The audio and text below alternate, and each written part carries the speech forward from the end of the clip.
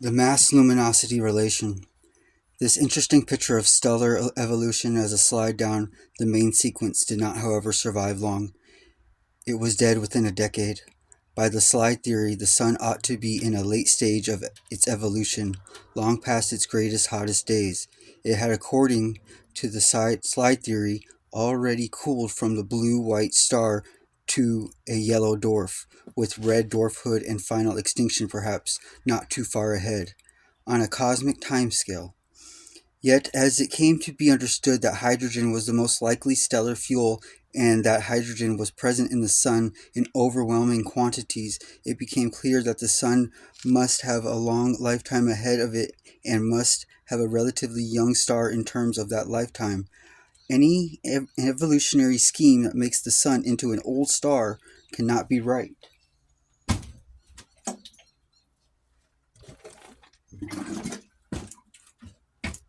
Then, too, the question of stellar masses grew increasingly important. It is true that there are no enormous differences in mass between large, bright stars and small, dim ones, but it is also true that the luminous stars are somewhat more massive than the dim stars. This moderate difference, which is quite consistent one, must be explained. The slide theory of stellar evolutionary the slide theory of stellar evolution could manage it. One could argue that a large star had a greater fuel supply and therefore lasted longer. A small star would run through its fuel quickly and reach the red dwarf stage, while a large star might still be at the blue-white stage. This explanation broke down, however, as a result of Eddington's researches on the structure of stellar interiors. Eddington argued that the temperature from within had to balance the compressing effect of gravitational forces. The more massive a star, the greater the gravitational compression, and therefore the higher the countering temperature. The more luminous it must be. This relationship first advanced in 1924. This is called the mass-luminosity relation. This means that one cannot picture all stars as starting at the extreme upper right hand of the HR diagram and traveling leftward, compressing and growing hotter as they do so. To the upper left-hand portion of the main sequence at class O, this can only hold true for particularly massive stars. Less massive stars would not need to attain class O temperatures to support their structures against gravitational compression. They would develop lower temperatures and would reach the main sequence at levels below class O. A star no more massive than our sun would reach the main sequence at its present position. Red dwarfs would be of still smaller mass to begin with and would reach positions on the main sequence even lower than the sun. Particularly small bodies, less than 1/100th of the mass of the sun, may be incapable of raising the central temperature to the point of igniting hydrogen fusion at all. Such bodies could condense to a cold, solid structure and become a black dwarf. Not as the dead cinder of a once glowing star, but as a body of that was never a star at all. If such a black dwarf happened to form in the neighborhood of a luminous star, it would be a planet. How many black dwarfs there may be in the universe, which are so far from luminous stars that they cannot be detected? The mass-luminosity relation explains the connection between luminosity and period among the Cepheid variables. The more massive the Cepheid variables, the more luminous it is, and also the more ponderously and slowly it pulsated in and out. It is common experience that all periodic phenomena are larger object has a longer period than a smaller one. Therefore, a more luminous Cepheid has a longer period than the less luminous Cepheid. The new yardstick of the universe, first brandished by Shapley, turns out to be a logical consequence of differences in stellar properties, and not merely a mysteriously lucky break. How many black dwarfs there may be in the universe, which are so far from luminous stars that they cannot be detected cannot be predicted. Shapley suspects there may be many. The exact boundary between a glowing star and a cold black dwarf is not likely to be a sharp one. Some of the larger black dwarfs may work up enough nuclear fusion at the center to be gently warm at the surface. Even Jupiter, 1/1000th of the mass of the Sun, may not be entirely dead at the center. In 1965, measurements of Jupiter's infrared radiation made at Catalina Station near Tucson showed it to be radiating perhaps 2.5 times as much heat as it receives from the Sun. Its surface, according to calculations at Catalina, should be negative 170 degrees Celsius. If the Sun were Jupiter's only source of heat, instead the surface temperature is negative 145 degrees Celsius, 25 degrees higher.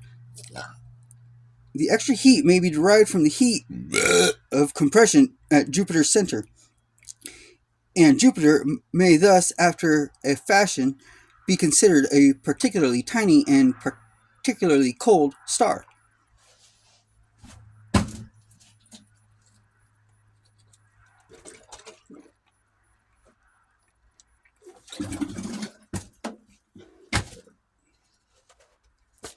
Let us, however, return to the ordinary stars that are hot enough to glow brightly. The initial stage of stellar evolution in which a loose aggregation of dust and gas compresses itself and travels towards some part of the main sequence, produces energy chiefly from the gravitational field. The process Helmholtz had pictured to be taking place throughout a star's lifetime. The gravitational source is not, however, a very large one in individual stars, and this stage passes comparatively quickly, in no time at all, cosmically speaking. The star has reached the main sequence, where the central temperature reaches the point of igniting hydrogen fusion, which then serves as the main source of energy.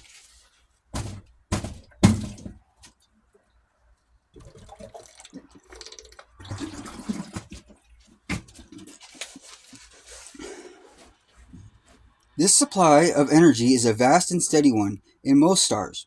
Hydrogen fusion suffices to supply energy at a virtually constant rate over long periods of time. While this is so, the star does not move on the main sequence to any large extent. Any considerable movement up or down would represent an upset of the delicate equilibrium between gravitation and temperature.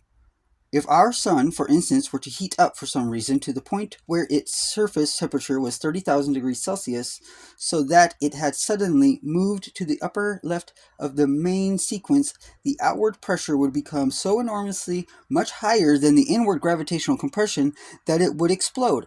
Only a star of relatively...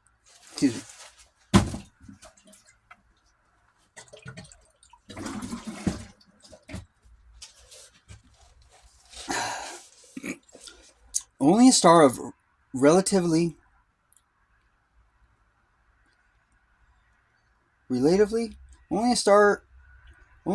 relatively enormous massiveness could possess the gravitational field required to hold its structure together under the explosive force of the outward pressure produced by such high temperature. The sun is not massive enough for this purpose, and in all likelihood, it never was and never will be. The thought, therefore, that it was once a Class O star and slid down the main sequence through B, A, and F to its present position as a Class G star is untenable. Its present position on the main sequence is only position, thanks to its mass, that the sun can comfortably occupy. Stars remain on the main sequence, more or less motionless in whatever position their mass dictates, for so large a percentage of their total lifetime that more than 99% of the stars we can see are on it. In other words, there is a less than 1 chance in 100 that observing a particular star, we will catch it during the relatively short interval before it has reached the main sequence or after it has left. Still, some stars remain on the main sequence longer than do others. A large star has a greater fuel supply than a small star, but it must maintain itself at a higher temperature and therefore must consume its fuel at a more rapid rate. From mass-luminosity relationship, it can be shown that the rate of fuel consumption increases more rapidly with the mass than the fuel supply does. The larger and hotter star, therefore, the shorter a time its fuel will last and the shorter a time it will remain on the main sequence. Our sun, for instance, of spectral class G, will stay on the main sequence for a total of some 13 eons. Of these, 5 eons have passed and about 8 eons remain, showing that the sun is still rather less than middle-aged. A class F star, a little hotter and larger than the sun, may have more hydrogen to begin with, but it consumes it at a sufficiently faster rate to allow it to be on the main sequence considerably less than 8 eons. In general, the larger and harder a star, the briefer it stay on the main sequence. If the sun were a class A star and had been on the main sequence as long as it has, it would be getting ready to move off it now. The hottest stars all burn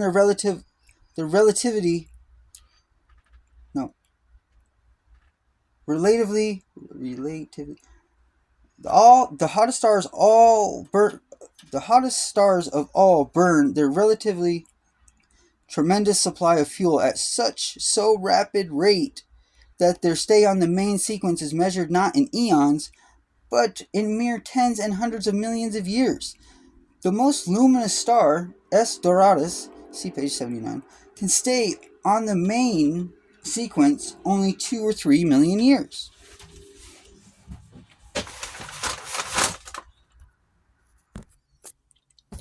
If we consider the period before arrival at the main sequence as being short enough to ignore, we can summarize Eddington's view by making the general rule that the brighter a star, the shorter life it must live. This is just the reverse of the conclusion that one might arrive at from the slide theory. The red dwarfs are not near extinction, but may continue shining as they do, stingingly doling out their small supply of hydrogen for many eons after the sun has reached its end. On the other hand, the huge bright stars are not at the beginning of their cycles at all, but they are expending their fuel so prodigally that they will reach their ends while our sun is still plodding along exactly as it is doing now. Eddington's mass-luminosity relation produced a rather surprising byproduct that also had its effects on views of stellar evolution. He had worked out the relationship on the assumption that the stars possess the properties of gases throughout their structure. See page 000. At first, he accepted the general view of the early 1920s that only the red giants were gaseous throughout, and that the stars of the main sequence, and particularly the dwarf stars, had non-gaseous cores. He expected, therefore, that his conclusions would not hold for stars of the main sequence. To his surprise, though, whenever his conclusions could be tested by observation, they were found to hold for all stars, dwarfs as well as giants. He had to conclude that all stars, the dwarfs included, were gaseous throughout, a conclusion still firmly accepted today. This result damaged this original slide theory of evolution, for it made it difficult to explain why a star would slide down the main sequence, contracting and yet cooling down. The gas laws made it necessary to suppose that the contraction would be accompanied by heating, not cooling. By the mid-1920s, then, the slide theory of stellar evolution was dead, and what we might call the modern theory was established.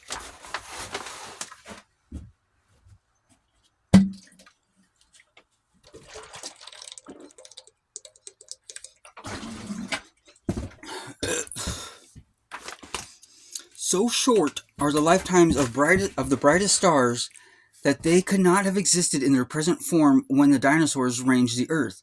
On a cosmic timescale, they are ephemeral. If stars could have formed a few tens of millions of years ago, this is as much as to say that there are stars that can be forming now. Stars may, in fact, be coming into existence continually.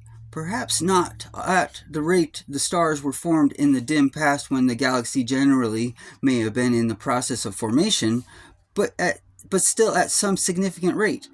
If this is so, it is not possible that we may actually see stars in the process of formation right now.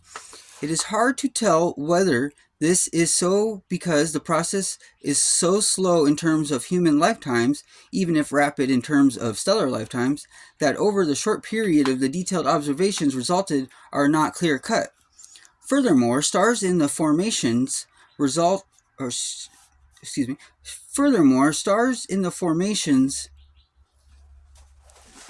stage are not easily visible.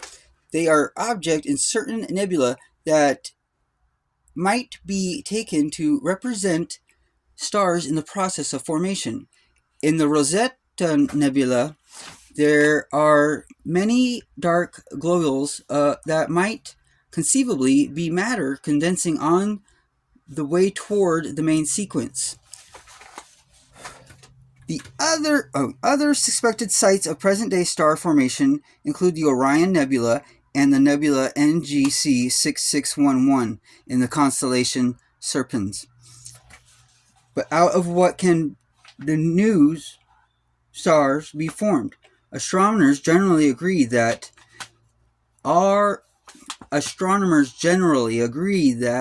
stars are in the beginning vast clouds of gas and dust. Eons ago, when the galaxy was being formed, this raw material of stars must have been plentiful. The galaxy itself must have been nothing more than the huge mass of swirling matter out of which eddies separated and condensed to form stars. But now, with 100 billion or more stars already condensed out of the primordial swirl, how much raw material can be left? I have already mentioned the existence of interstellar dust collecting in places in sufficient quantity to block off starlight as dark nebulae, or reflecting starlight to become luminous through the interstellar space and scattering and dimming starlight generally. See page 75. The effect is important, but it does not take much dust to turn the trick. And that dust alone is not present in sufficient quantities to serve as a generous store for star formation.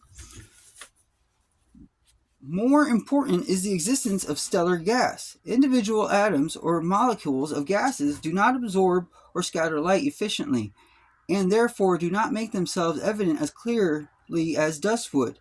Even though the gas might be present in a far greater quantity, individual gas atoms will, however, absorb specific wavelengths of light. Just as the atoms in solar atmosphere will, the concentration of the gas in interstellar space must be so thin that the light absorption over ordinary distances can only be vanishingly small and quite immeasurable. Over hundreds and thousands of light years, however, cumulative absorption would pile up to measurable levels. It might be possible, therefore, that some lines in stellar spectra could not result from the gases immediately surrounding the stars, but from the very thin gas spread out all the way between the stars and ourselves. The first indication of this came through spectroscopic studies of the binary stars. Some binaries revolve around their center of gravity in a plane that is placed edgewise or nearly edgewise to us.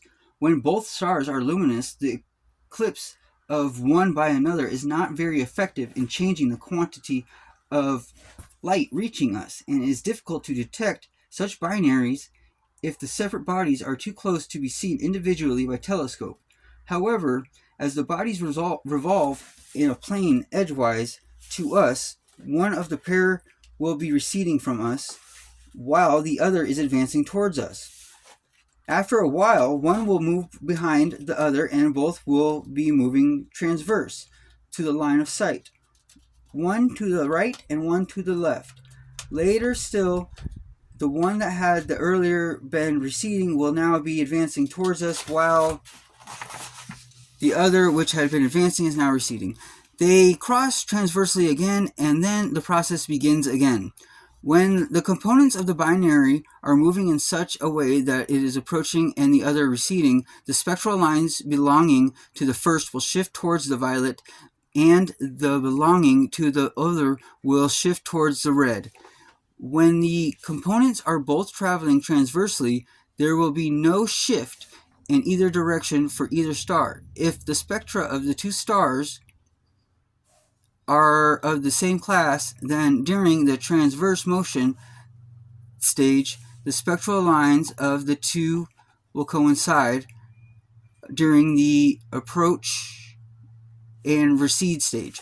However, the receding lines will become double as one set shifts in one direction and the second in the other. In the course of the rotation, the spectral lines will double twice each period. Indeed, it is possible through the behavior of the spectral lines to recognize a star as a binary, even when all optical evidence of the fact is lacking. In 1889, the American astronomer Antonia C. Murray noted such a periodic doubling of lines in the case of Mizar. One of the stars is the handle of the Big Dipper. This was the first star to be recognized as spectroscopic binary. Many more examples have been discovered since. In 1904, the German astronomer Johannes Franz Hartmann was studying such a spectroscopic binary, Delta Orionis. He noted that during the periodic doubling of lines, one of the lines did not double. Something was absorbing a specific wavelength of light and was not sharing the motion of either component of the double star system. It might have been a very massive third component of the system, a component so massive that the center of gravity of the entire system would be close to its own center and it would scarcely appear to move. Yet if such a massive component were luminous, it should be seen, and if it were not, it should indicate its presence by eclipses, as in the case of Algol.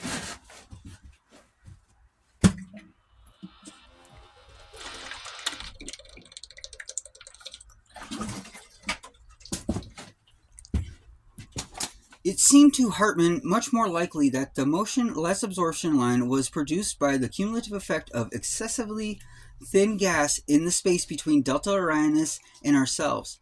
Hartmann's conclusion was not immediately accepted, but additional evidence was reported by other astronomers.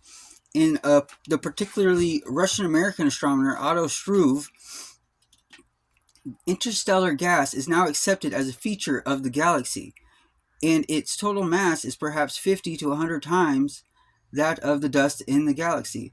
The motionless spectral line first observed by Hartmann was one that was produced by calcium atoms. So it seemed that obvious the interstellar gas included calcium. Other atoms were also detected, but the composition of the gas could not be determined merely from the spectral lines. A gas that happened to absorb certain wavelengths in the visible light region very strongly as calcium does. A gas that happened to absorb certain wavelengths in the visible light region very strongly, as calcium does, might impress its mark on the spectrum even though it was present only minor quantities. By the 1950s, it became quite plain that the preponderant component of the interstellar gas was the much less obtrusive, spectroscopically speaking, hydrogen. It is estimated today that 90% of all the atoms in the universe are hydrogen. The simplest of all of the atoms, and that 9% are helium, the next simplest. Helium-3 represent! What the fuck? All right. All other types of atoms make up the remaining 1%. In short, the elemental makeup of the sun is thought to be rather typical of the elemental makeup of the universe generally.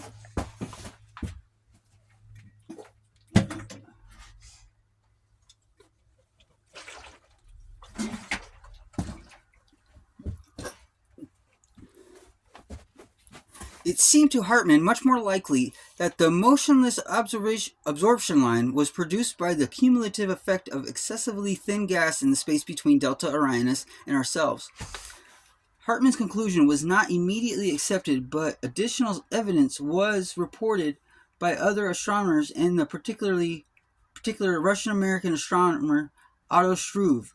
Interstellar gas is now accepted as a feature of the galaxy, and its total mass is perhaps 50 to 100 times of the dust in the galaxy. The motionless spectral line first observed by Hartmann was one that produced by calcium atoms, so it seemed obvious that interstellar gas included calcium. Other atoms were also detected, but the composition of the gas could not be determined merely from the spectral lines. A gas that happened to absorb certain wavelengths in the visible light region very strongly as calcium does might impress on its mark on the spectrum even though it was present in only minor quantities. By the 1950s, it became quite plain that the preponderant component of the interstellar gas was much less obtrusive, spectrally speaking. Spectroscopically speaking. It is estimated today that 90% of all the atoms in the universe are hydrogen, the simplest of all the atoms, and 9% are helium. Helium-3 is the next simplest, and all other types of atoms make up the remaining 1%. In short, the elemental makeup of the sun is thought to be rather typical of the elemental makeup of the universe generally. If interstellar gas is mainly hydrogen and helium, of what does dust consist? Helium has virtually no tendency to clump together, and hydrogen forms two atom molecules which also have a little tendency to clump together. Dust must form. Therefore, with the aid of some of the minor constituents of the interstellar matter, but not a constituent that is too minor for the dust content of the galaxy, is substantial. One suggestion focuses on oxygen, the most common of the minor elements. An oxygen atom can easily combine with hydrogen to form a hydroxyl group, and in 1963, these were actually detected in the interstellar matter. An oxygen atom can also combine with two hydrogen atoms to form a water molecule, and water molecules have a strong tendency to clump together.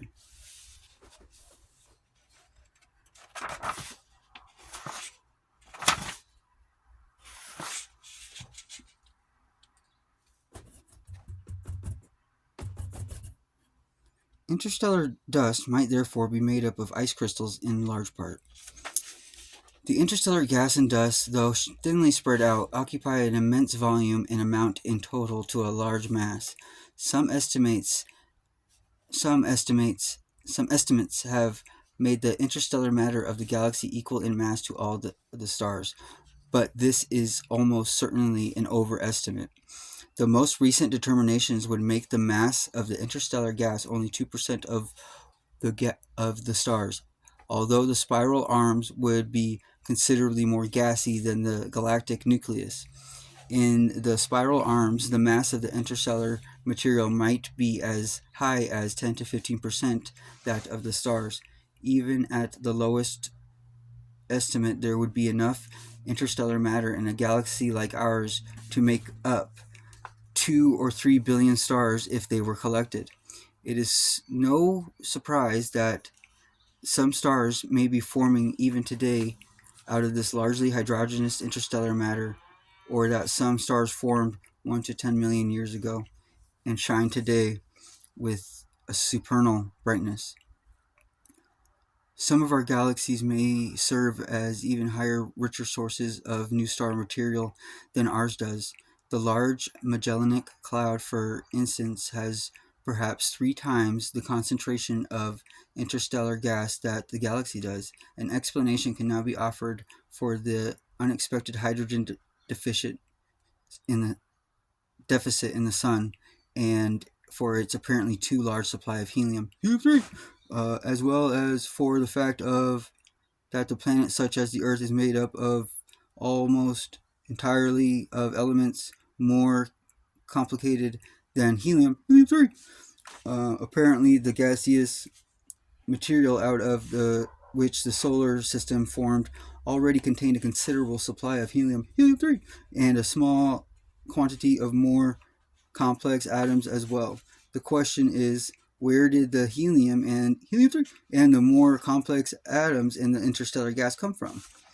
We might suppose that the gas out of which the galaxy was formed simply contained a quantity of helium-3 and more complicated atoms to begin with.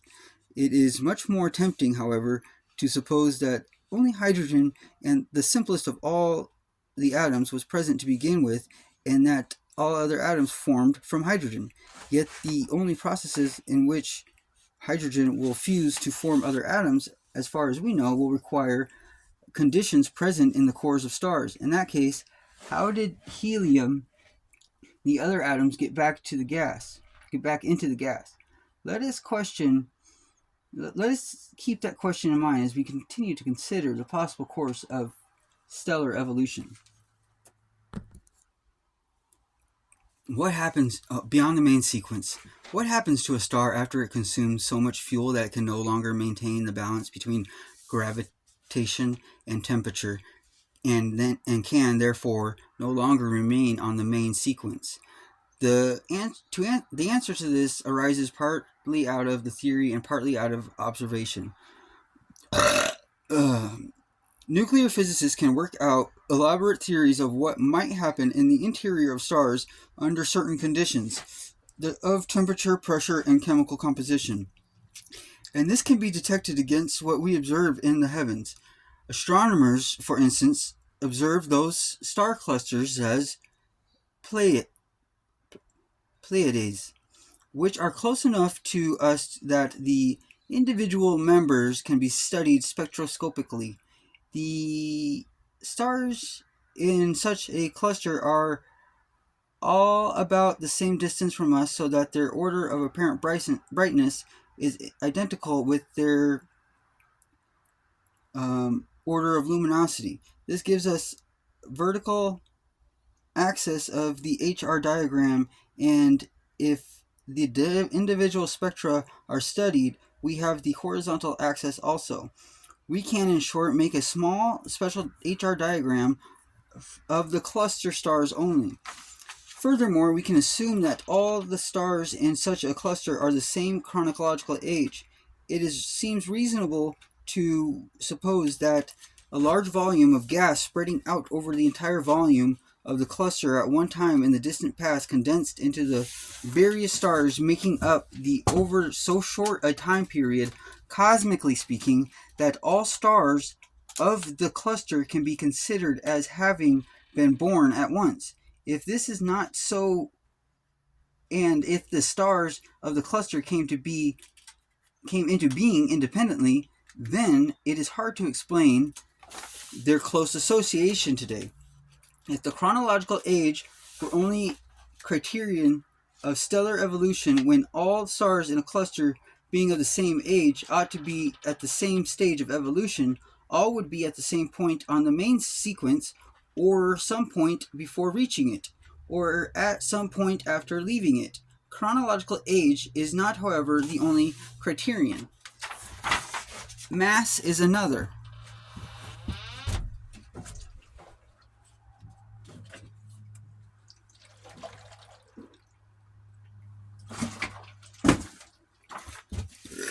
The stars in a cluster vary over a range of mass, and the more massive a star, the more rapidly it develops. A massive star born at the particular time would have reached a later stage in evolution than a less massive star born at the same period. In a cluster of stars, then, the least massive stars would be at the earliest stage of the evolutionary cycle, and successively more massive stars would be at the later stages. If the star is placed at its approximate point in the HR diagram, the entire course of evolution is sketched out up to the point of the farthest evolution in the cluster. Trumpler, the man who demonstrated the existence of interstellar dust, carried on such systematic studies of clusters in 1925, and similar observations in great detail have been made ever since. Combining these observations with theory, astronomers now feel confident that they can describe the evolutionary adventures in an individual star. 1. A mass of gas and dust contracts and heats up until it reaches the main sequence. This will take perhaps 100,000 years for a large mass of gas, which will end at the upper end of the main sequence because the relatively large gravitational field of a large mass will cause it to contract relatively quickly. A star the mass of our sun will contract to the main sequence in perhaps 2 million years. 2. Stars will then stay on the main sequence anywhere from millions of years to tens of eons, depending on their masses. While a star is on the main sequence, nuclear reactions are proceeding in the high-temperature core, which gradually loses hydrogen and accumulates helium.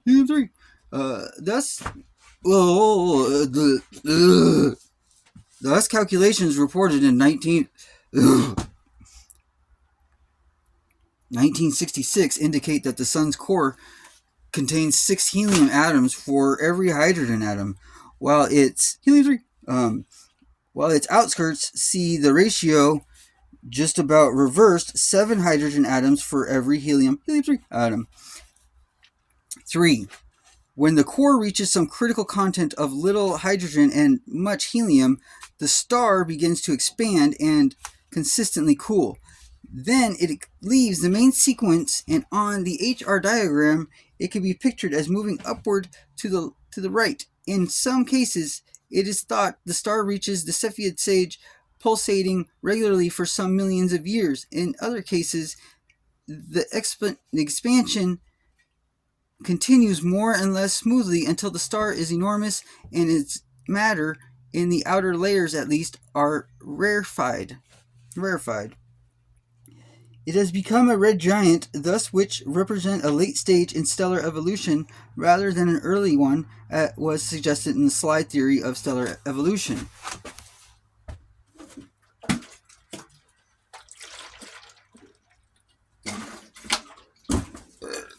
Our sun someday, but not for many eons, will begin to expand its way to the red giant stage. If mankind has not left the Earth by then, or put an end to itself long before, that will be our finish. Naturally, the larger and more massive star, the more tremendous a red giant will it balloon into. The red giant into which our sun will someday bloat will not be a particularly impressive specimen of the class. The red giants, such as Betelgeuse and Antares, developed out of the main sequence stars considerably more massive than our sun. The most massive star may have grown larger and cooler to form the infrared giant.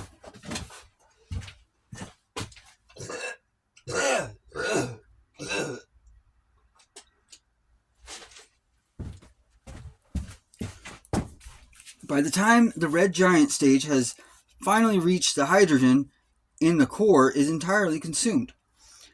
The core has been consistently increasing in mass, and more helium collects in it. While the outer layers of the star have been expanding, the core itself is contracting and growing hotter. Eventually, a temperature of about 140,000 degrees Celsius, nearly 10 times the temperature of the sun's interior at the present, is reached, and that is hot enough to ignite a nuclear reaction in which three helium-3 atomic nuclei combine to form the atomic nucleus of a carbon atom, such as helium-burning stars, begin to contract and heat up again.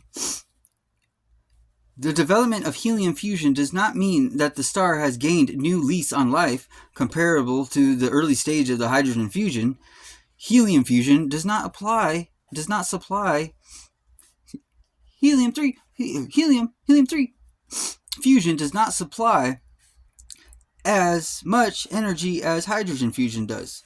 Suppose we consider 12 hydrogen-1 nuclei fusing to 3 helium-4 nuclei, and then the 3 helium-4 nuclei fusing into a single carbon-12 nucleus. The 12 hydrogen-1 nuclei have a total mass of 12.0956. The 3 helium-4 nuclei a total mass of 12.0078, and the carbon-12 nucleus a mass of 12,000. The mass loss and thereof energy release in the hydrogen fusion stage is 0.878, while in the helium fusion state, it's mass helium fusion will yield only 9% as much energy as hydrogen fusion. The star can make do, however, by fusing carbon atoms still further to form a more complicated nuclei, but this cannot continue forever. A dead end is reached with iron. The nuclei of the iron atoms are most stable of all. Once the iron nucleus is reached, no more energy can be obtained out of the nuclear reactions involving it. Whether the iron nucleus is built up to more complicated ones or broken down to less complicated ones, energy is not released. Energy must be supplied. And as it happens, little energy can be obtained even if nuclei are followed all the way up to the dead end. Once hydrogen fusion is over and done with, imagine 56 hydrogen-1 nuclei converted to 14 helium-4 nuclei, and that these 14 helium-4 nuclei are then converted into a single iron-56 nucleus. The respective masses are 56.4463, 56.0264, and 55.9349. The mass loss in passing from hydrogen to helium is 0.4199, and from helium to iron is 0.0915. The energy gained from the conversion of helium all the way to the iron is only 22% of the conversion of hydrogen to helium. Helium-3, weight for weight. As we might say then, when the star has consumed its hydrogen, its life is a nuclear reactor. Its 4/5 is over. After the red giant stage, a star shrinks and heats up steadily. A core forms within the core, and core within the core, and so on. Each core, as it forms, contains more complicated atoms than the one before, until it finally comes to an end with innermost core-rich iron. The process of shrinking and heating may be pictured on the HR diagram as rapid passing left and downward. The star reaches and crosses the main sequence heading for the lower left region of the diagram, and region would contain hot stars of low luminosity. However, the lower left region is naturally just the opposite of the upper right region, where cool stars of great luminosity, the red giants, are to be found. Just as cool stars can be highly luminous if they are very large, so hot stars can be unusually dim if they are very small.